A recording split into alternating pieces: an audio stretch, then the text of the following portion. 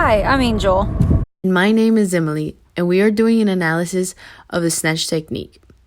The client that we use for this project is Level 2 CrossFit. We used a task sheet to analyze our client for perfect technique.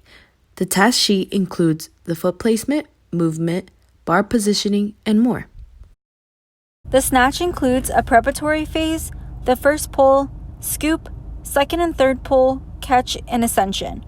The preparatory phase is where the performer prepares themselves for the rest of the movements to follow. The bar is pulled up to their knees during the first pull, then is moved to the hips during the scoop in preparation for the upward movement of the bar. The second pull is the beginning of the upward movement. This is when the hips push the bar and the arms pull it up and over the chest. The third pull is when the bar fully clears the chest and is above the head. The performer then goes into a deep overhead squat during the catch and stands straight up to finish off the snatch during the ascension. During the preparatory phase, we're mainly looking for our client to start with their feet shoulder width apart, back extended at 180 degrees, shoulder over the bar, and the neck is straight. In the first pull, we are looking for the movement is initiated by the knee extension. The weight is shifted to the heels, back stays straight, and the neck as well. During the scoop, we are looking for the weight to stay on the heels, the back remaining straight through the motion, arms remaining extended, and the neck is straight as well. In the second pull, we are looking for a triple extension at the knee, at the hip, and at the ankle. We are also looking for fast hip extension, back is straight, neck as well.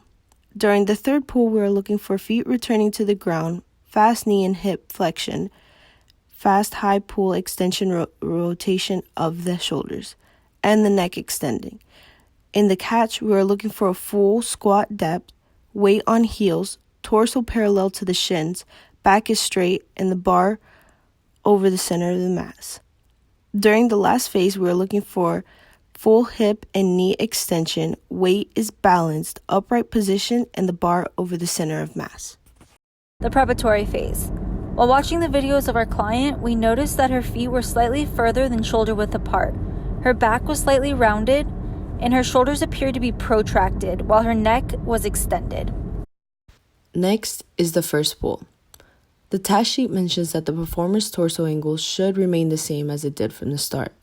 The torso angle cannot be measured using the Dartfish app. However, the torso angle does not appear to remain the same, just by looking at it with the naked eye. Her neck still remains extended. Our client can be seen here performing the scoop portion of the snatch. As one can see, her weight shifts to her toes instead of her heels. She appears to move out of a flexed hip position before the time comes. Her neck is slightly extended at this point. The second pull is the phase where the bar begins to move upward. Our client appears to do well during this phase, although her neck is flexed instead of straight at this point. Now for the third pull. While watching the videos of our client, it can be noted that her back is slightly extended and her neck is flexed. Again, it is challenging to measure the torso angle on the Dartfish app. However, with the naked eye, her torso angle appears to increase. Next is the catch. This is when the performer is supposed to go into a deep overhead squat. Our client does not get to a deep squat. She does not get to a 90 degrees. She also does not shift her weight to her heels again. Last but not least, the ascension phase. The snatch is finished when the performer brings himself to a full upright position. Our client appears to complete this phase rather well. One issue we noticed our client should work on is her posture.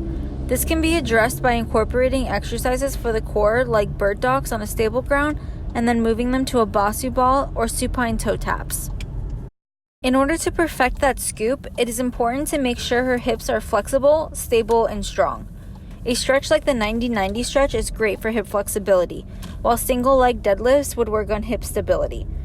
The hip strength can be addressed by doing dumbbell hip thrusts. As we have already noticed, our client did not get into a full squat. While this could be due to the amount of weight she was lifting, it could also be an area to improve on biomechanically. This could be addressed with exercises like reverse patterning, squats with heel raises, or even Romanian deadlifts to an overhead squat with a medicine ball. Lastly, since our client is still in the intermediate phase, it might be necessary to continue to provide some technical cues throughout her movement while she's still practicing.